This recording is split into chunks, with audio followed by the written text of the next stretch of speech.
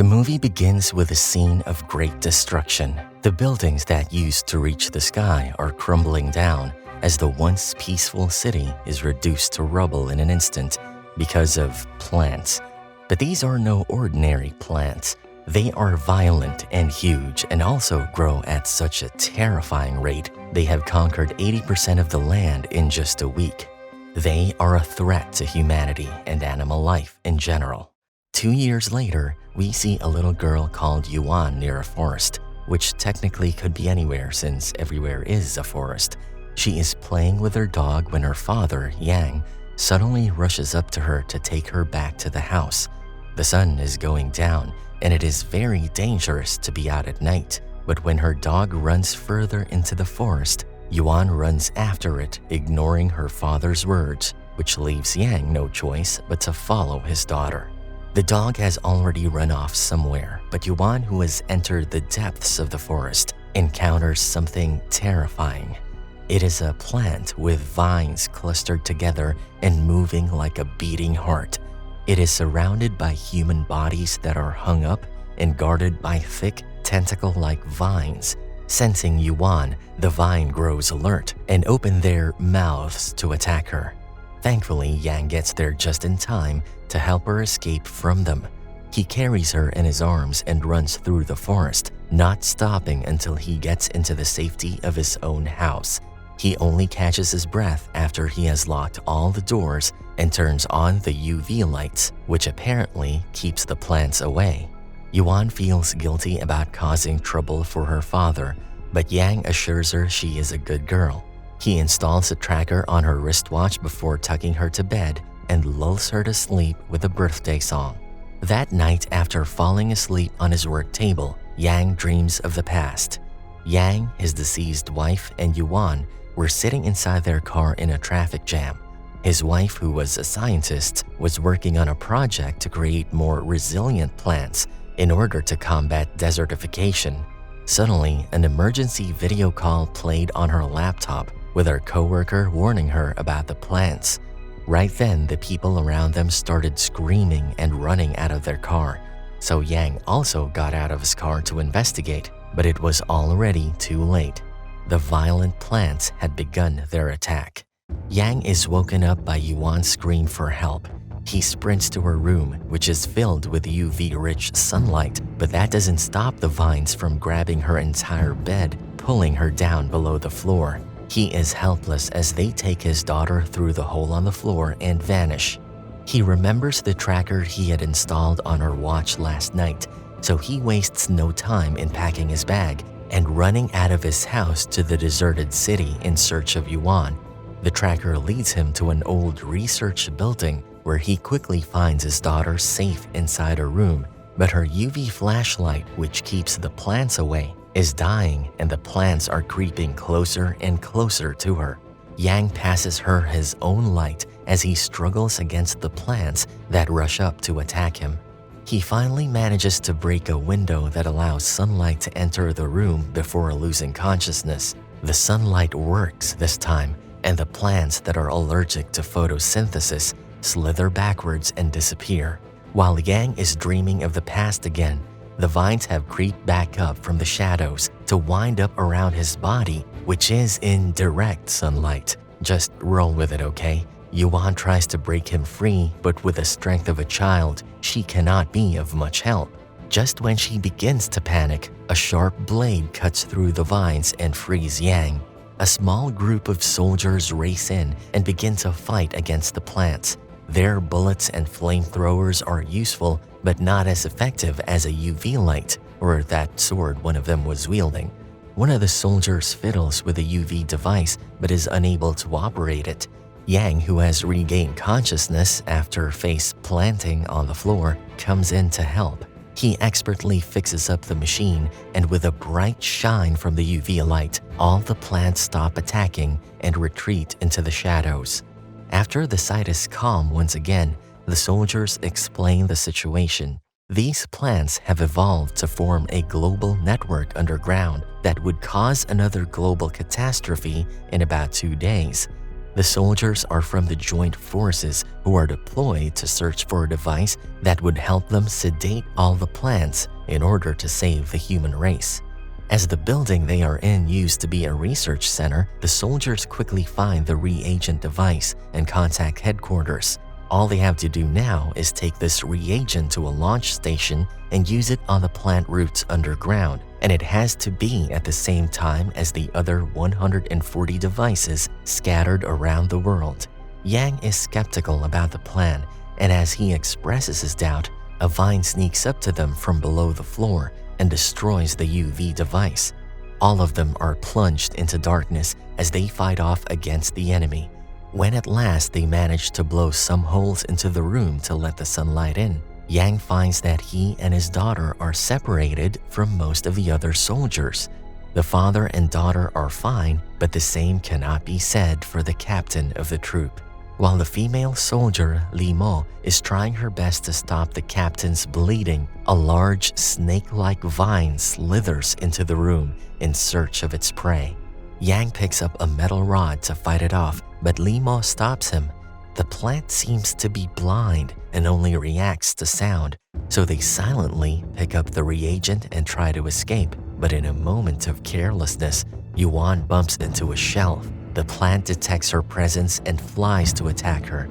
Li Mo and Yang rush to her aid, but the plant is strong and cannot be fought off with their strength alone. The captain jumps into action and uses his gun to shoot it, but causes no damage. But now the plant shifts its target to the captain and coils around his body. Li Mo screams and hurries to help, but it is too late as the captain unpins a grenade and blows himself up along with the plant. The blast throws the other three out of the building and into the street, where they meet up with the rest of the soldiers. It is a relief and a stroke of luck that the reagent got thrown out with them, but it was at the cost of their captain's life, which leaves the soldiers grim. They don't have an engineer with them either, since he was killed in the attack too. So they ask Yang for his help because he seemed to understand the technology while operating the UV light. But Yang is adamant in his refusal. He believes that he must protect his daughter above all else and is unconcerned about the safety of the world. This sentiment is not shared by Yuan. She wants to save the world, as she believes that it is something her late mother would have done. Yang is unable to argue against her, so the father-daughter pair follow the soldiers to participate in the mission. When the group is going through the city, they are alerted by a distress signal sent out by another team. They are only able to hear the words "green tide" when suddenly the ground begins to crack. It causes one of the large buildings to start crumbling down. The group races to the opposite direction to take cover. Just as they manage to escape, the green tide strikes. It is like a tidal wave of plants that are as tall as skyscrapers. They burst out from the ground and crush everything in their path, leaving only rubble. This is just the beginning of the full tide that is going to happen 56 hours later. The road ahead is blocked and the group has no place left to run, but the tide is coming towards them at full speed. While leaping over sinkholes and dodging vines, they manage to get inside a bus to use it as a shelter just in time as the tide reaches them. The bus is rolled over and then flung again and again until it crashes inside a building. The people inside the bus manage to survive, and the condition of the bus is not too bad either. But those who were left outside have all lost their lives from the green tide. The plants have calmed down now, but it seems that the full tide is going to happen sooner than the 56 hours that they had predicted. To relay this information, they try to contact the headquarters, but they find that they have lost signal. Yang finds a solution to this problem, and that is the signal tower right in front of their building. There is a narrow metal tower that has perfectly lodged itself between the two buildings that acts as a bridge connecting them. The makeshift bridge is unsteady and dangerous, but they have no other choice but to cross it. The group carefully walks along the bridge, aware of its flimsy nature. While walking over a narrow and ruined part of the bridge, another building next to them comes crumbling down. It narrowly misses them, but the air blast from its collapse causes Yuan to fall off the bridge. Acting swiftly, the new captain of the team jumps down to save her while hanging from a rope.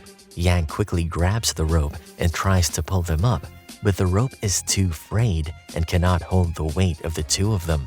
The captain ties the rope to Yuan and sacrifices himself to save her, leaving Li Mo in charge of the operation.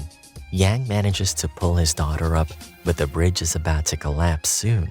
The soldiers run forward and enter the building, and with great luck, Yang is just in time to escape safely with his daughter. The group is somehow able to operate the old signal tower with the help of Yang. Li Mo immediately contacts their commander, and the group is connected to a network with the other 140 groups and their respective headquarters. All the people in the network receive shocking information. The full tide is going to happen 52 hours earlier than previously predicted, meaning that the second catastrophe is only 4 hours away. Also, the underground root system that was supposed to be attacked is now surrounded by a protective membrane, so the previous plan of launching the reagent in 141 areas is now called off. They have to use a single point to push through the membrane so that the root system will implode. But there is no weak point that they can push through. Many people have lost their lives to abandon the operation this easily, but some soldiers start to resist. With a new surge of hope and conviction brought forth by Yang's speech, all the 141 groups over the world decide to continue their mission, even though it only has a 0.3% chance of success. Li Mo and her team arrive at the launch station, where they quickly boot up the system. The reagent is carefully put inside the machine so that it could be drilled into the root system.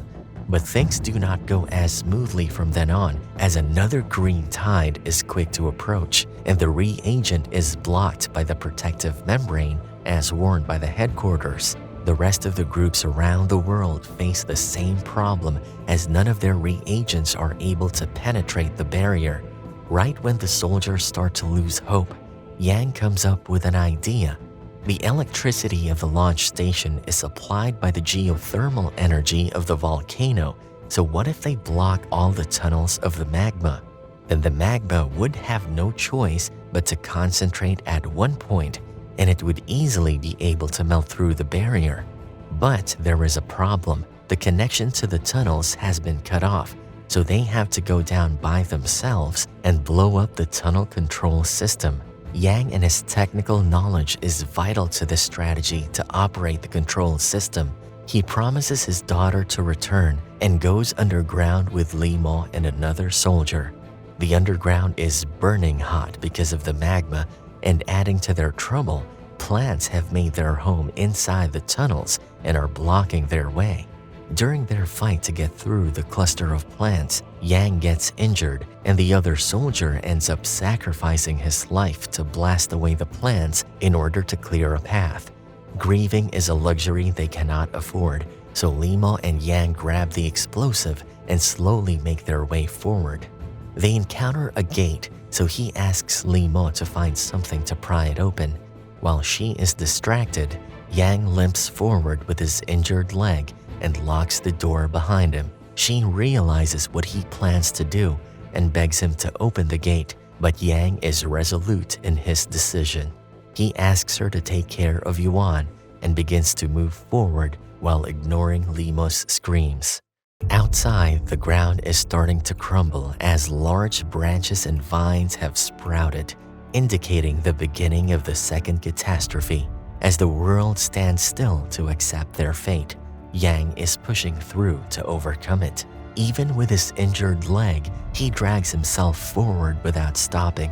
As the ceiling crumbles and the debris crashes against his head, he can't walk anymore, so he crawls forward with the explosive. Finally reaching the control system with great effort, he contacts the group of soldiers above ground. Yuan, who is with them, screams for her father to come back.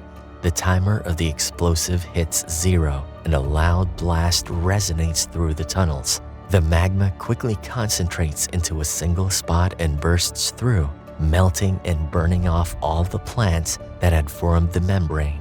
This allows the launcher to be able to inject the reagent into the root system. Soon, the enormous plants that had taken over the Earth die out one after another as the reagent takes effect. The people in every corner of the Earth rejoice as humanity is given a new opportunity. The world may not know the name of the man who saved it from destruction, but Yuan understands the weight of her father's sacrifice. And that's a wrap for this movie recap. Thanks for watching.